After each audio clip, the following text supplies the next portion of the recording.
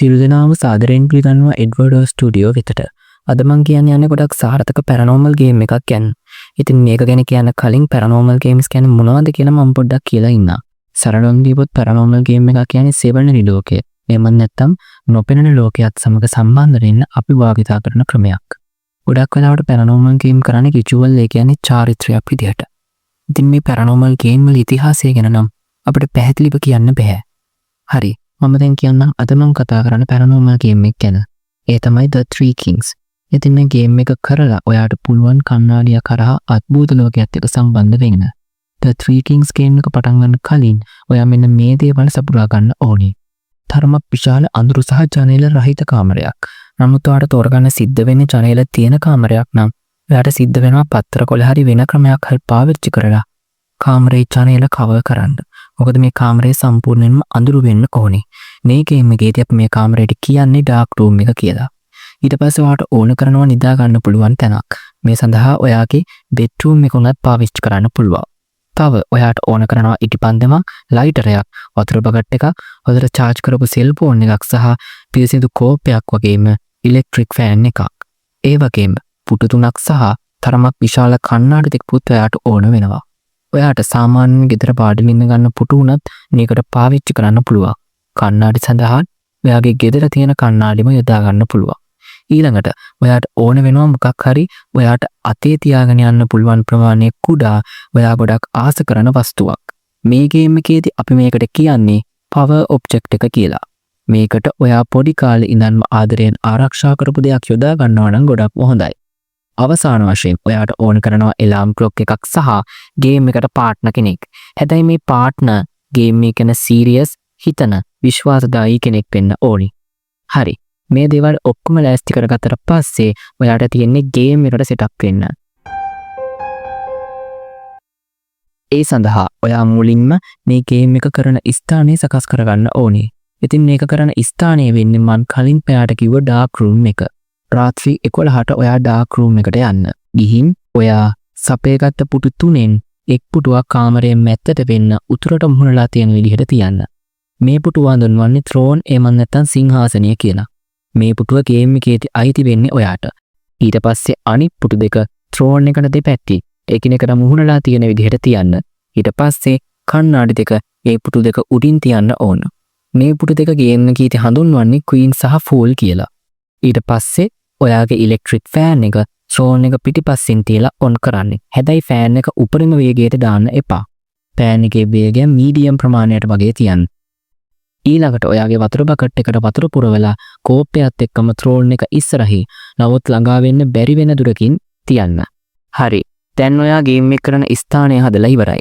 දැන් තියෙන ලයිට් ඔක්කොම නිවලා ඔයාගේ සෙල් ෆෝන් එක ඉටිපන්දම ලයිටරය, එලාම් ක්ලොක් එක සහ පවර් ඔබ්ජෙක්ට් එක අරගෙන ඔයා නිදා ගන්න ලෑස්ති කරගත්ත තැනට යන්න. හැබැයි මතක ඇතුව ඩාර්ක් රූම් එකේ දොර ඇරලා යන්න. දැන් එලාම් ක්ලොක් එක පාන්දර 3:30ට සෙට් කරලා නිදා ගන්න. දැන් තියෙන්නේ මේ ගේම් එකේ ඇක්ටිව් කොටස.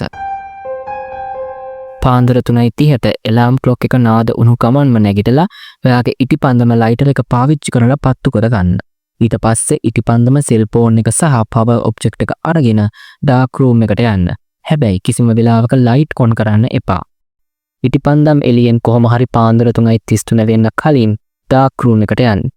ඊට පස්සේ ඔයාගේ පාර්ට්නර්ට දොර එහා පැත්තෙන් ඉන්න කියලා ඩාර්ක් රූම් එකට ගිහින් දොර වහන්න. දැන් ගිහින් ඔයාගේ ත්‍රෝන් එකේ වාඩි වෙන්න. මතක තියාගන්න ඔයා කොයිම වෙලාවකවත් ඉටිපන්දම නිවෙන්න දෙන්න එපා. මොකද ඔයාගේ ත්‍රෝන් එක පිටිපස්සේ ෆෑන් එකක් තියෙනවා. කොහොම හරි ඔයාගේ බොඩි එකෙන් ඉටිපන්දම කවර් කරගෙන ඉන්න. දැන් ඔයාට පාන්දර 4:34 වෙනකල් කාලය තියෙනවා ඔයාගේ ප්‍රශ්න අහන්න. එතකොට අර කණ්ණාඩි දෙකෙන් එන කටහඬවල් වලින් ඔයාගේ ප්‍රශ්න වලට පිළිතුරු ලැබෙනවා කියලා තමයි මේ ගේම් එකේදී කියන්නේ. හැබැයි ගේම් එක අතරතුර කිසිම වෙලාවක ඉටිපන්දම් දැල්ල දිහාව කණ්ණාඩි දෙක දිහාවත් බලන්න එපා. නිකන්ම ඉස්සරහා අඳුර දිහා බලන් ප්‍රශ්න අහන්න. ඔයාගේ ප්‍රශ්න වලට ඔයා අකමැති පිළිතුරු බලාපොරොත්තු නොවුණු පිළිතුරු වගේම ආයෙත් ප්‍රශ්නයක්ම උනත් ලැබෙන්න පුළුවන්. ඒ නිසා කල්පනාකාරීව ගේම් එක ප්ලේ කරන්න. හරි. පාන්දර 4:34 වුණාම ඩාර්ක් රූම් එකේ දොර එහා පැත්තේ ඉන්න පාර්ට්නර් ඔයාගේ නම කියලා කතා කරන්න ඕන.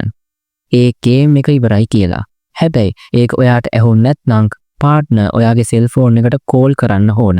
ඒකත් අසාර්ථක වුණොත් පාර්ට්නර් ඩාර්ක් රූම් එකේ දොර ඇරගෙන ඇවි ත්‍රෝන් එක ඉස්සරහා තියලා තිබ්බ වතුර බාස්කට් එකෙන් කෝප්පයට වතුර අරගෙන ඔයාගේ මූණට ගහන්න ඕන. නමුත් කිසිම වෙලාවක පාර්ට්නර්ට ඔයාව ස්පර්ශ කරන්න අවසර නැහැ. ඒකත් ඔයාව ගේම් එකෙන් අවදි කළේ නැත්නම් ඔයා ළඟ තියෙන පවර් ඔබ්ජෙක්ට් එකට හොඳට අවධානය යොමු කරන්න ඕන. එතකොට ගේම් එකේ කියන විදිහට පවර් ඔබ්ජෙක්ට් එක ඔයාට පියවි සිහියට එන්න පාර පෙන්නනවා. හරි. දැන් ඔයාට පුළුවන් ඉටිපන්දම නිවලා ගේම් එක ඉවර කරන්න.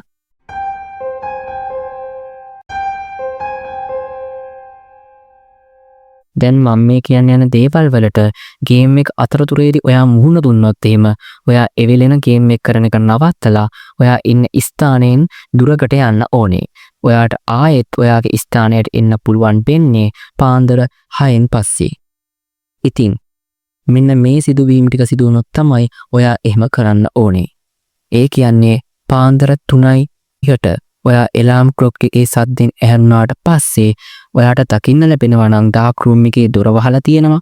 එහෙමත් නැත්නම් ෆෑන් එක ඕෆ් වෙලා තියෙනවා. කණ්ණාඩි බිම වැටිලා තියෙනවා සහ ඇත්තටම කිව්වොත් ඔයා එලාම් ක්ලොක් එකට ඇහැරුණේ නැත්නම් පාන්දර 3:30ට ඇහැරුණේ නැත්නම් ඔයා එවෙලෙම මේ ගේම් එක කරන එක නවත්තලා ජීවිතේ බේරගන්න ඔය ස්ථානයෙන් අයින් වෙන්න ඕන.